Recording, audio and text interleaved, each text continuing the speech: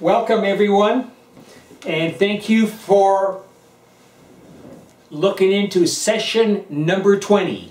And this session is I'll be sharing with you our next 10 pieces of advice for trail running. But before we do that, I'm going to share with you the quote for session 20.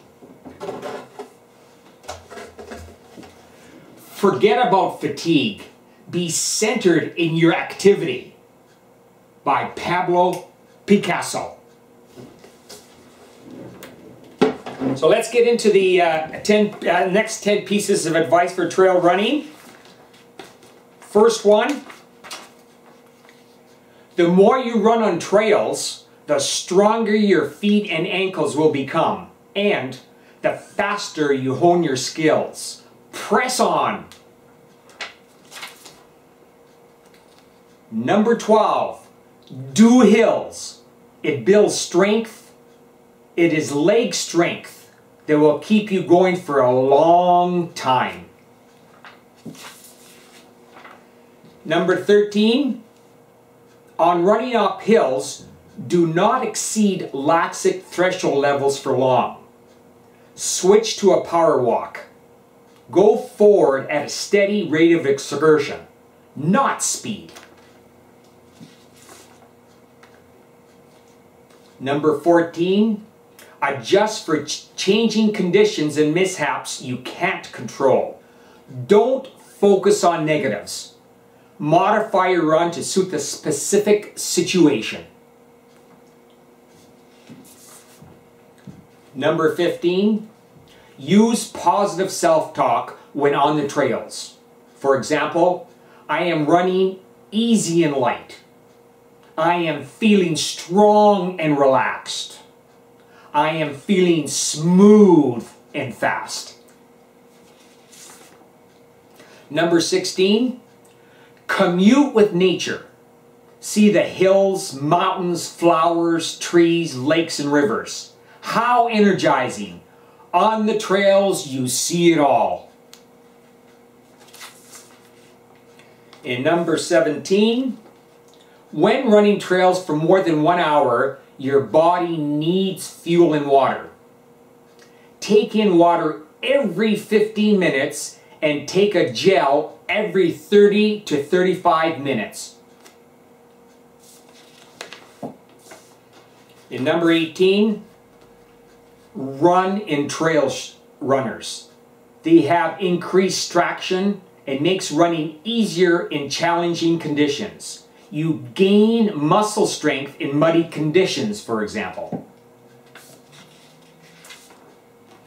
And number 19, run your own run.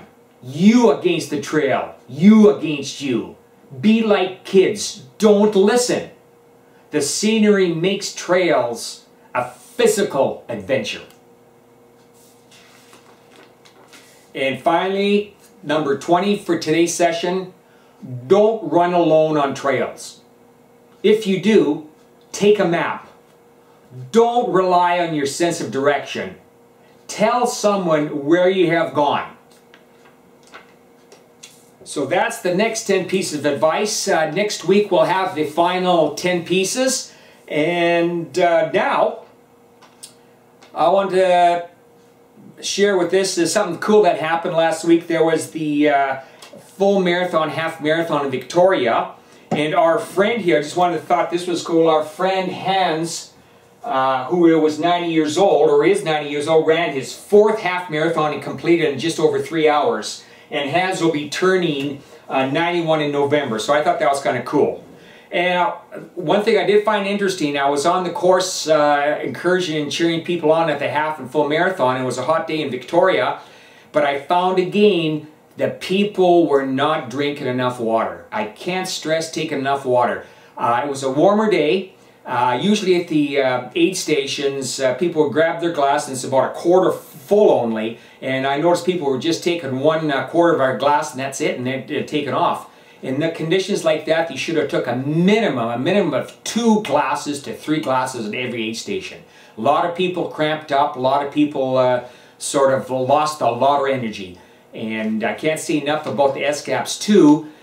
People were getting cramps. There's times, I guess, we get brain dead after 32K mark and forget what to do. But you have to remember, you got to do the basics well. So I wanted to share that with you. Now, recommended reading from my Library of Classics. And if you'd like more peace and confidence in your life, here's the book. It's a good read, The Celestine Prophecy. And this book is by James Redfield. Again, another great read and absorbed ideas in here. Just powerful. So that's it right now, folks. And as always, post any questions or comments that you've got. So until next time, don't forget the trail guy. Take care, everyone.